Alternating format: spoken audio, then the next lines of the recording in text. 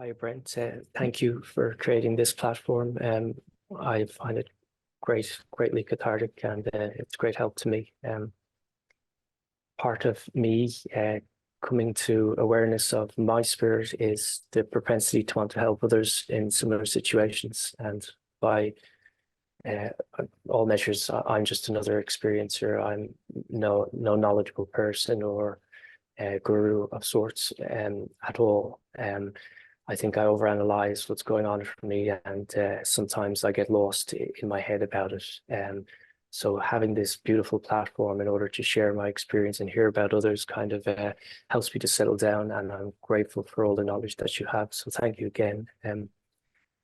I suppose my question would be, there are times when things are largely anomalous for me, and I'm not sure of the sensations or thoughts that are going on. And I've had a very rough 6 years where I struggle on occasion not to step into victimhood, but I'm slowly and steadily really coming out of that crisis altogether.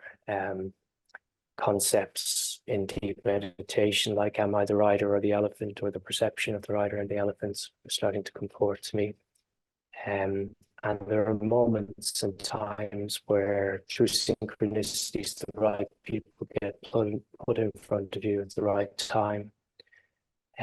So a very positive kind of question being that I would only say comparable maybe to the mystics, even the romantic poets, romantic artists of all styles. There are times when I feel an energetic propensity for wanting to express the beauty of the world that I see around me.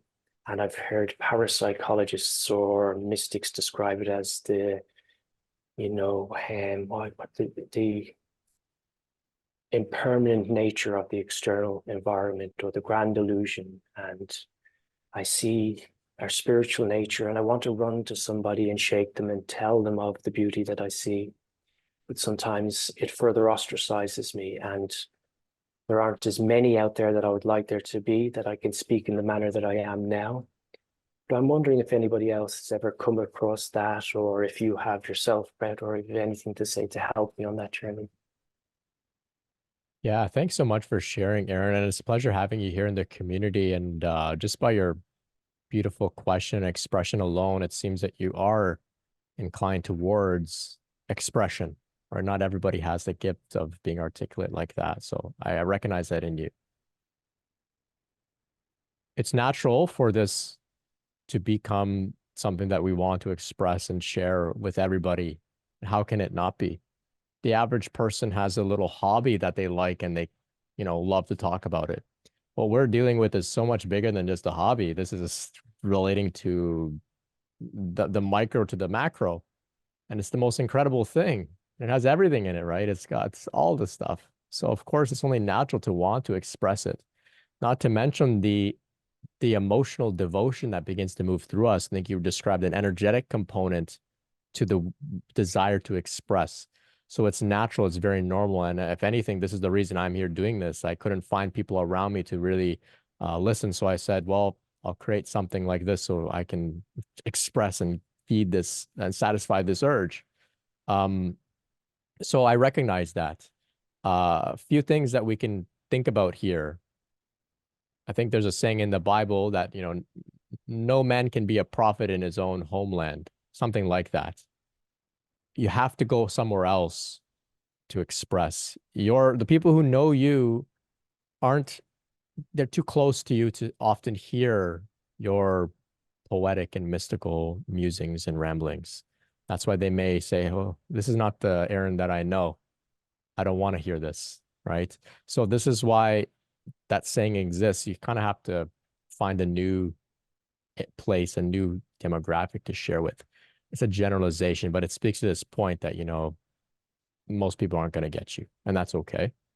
We can also relate with some of the great mystics and poets of the past.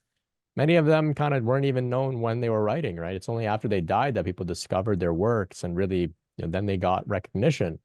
So we're not alone in that as well, if people don't, recognize us. But that outcome of people hearing us can be separated from the outcome of the satisfaction of merely expressing. And I shouldn't say merely, because it's not just a mere expression. just expressing in itself is satisfactory. So if you're a writer, if nobody could even read, maybe perhaps you would still write just because that's what you're here to do, is to write and express, right? If you're a painter and everyone was blind, maybe you would still paint. It's not about other people. It's about what comes through you. And that alone is a great, it is brings great relief. And then if other people benefit from it, great. That's a bonus, but you're not attached to that outcome. So see if you can distinguish the part of you that wants to express just for the sake of expression, and then the part of you that wants to express for some sort of recognition, or for some sort of attempt to save and rescue the world that needs help. Two different things. Two different things. And you can express and feel great satisfaction without the need for validation or the need to change the world. If the world validates you and the world changes as a result of what you express, that's fantastic, fantastic.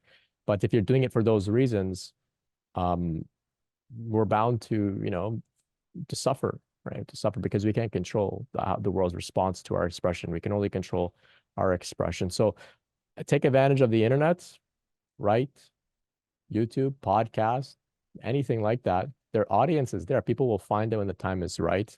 In the same way that through synchronicity, you find the right things at the right time, people will find you at the right time because it's the next piece on their path too. So just trust in the flow in that way. I hope that can help you. Thank you. I appreciate your response. Very, very informative, Brent. Thank you. Oh, you're very welcome. You're very welcome.